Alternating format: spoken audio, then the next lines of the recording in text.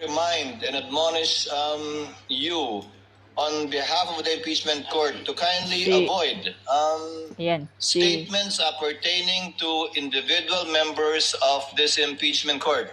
Without prejudice to any investigation you're undertaking, you may do so, but without need of issuing statements that may impinge upon the independence and or integrity of the court or the individual senator judges. And for this reason, for your information as well, Attorney Matibag. These statements made by Senator Judge Alan Peter Cayetano and Senator Judge Pia Cayetano last July 15, pertaining to statements made by you and the video presented in the impeachment court shall be referred to the Senate as a legislative body and referred to the appropriate committee, specifically the Rules Committee, for its proper disposition and for the matter to be taken up thereat, and not in this impeachment court. I hope you will hear and understand, Director Matibag, the reminder and admonition of the chair.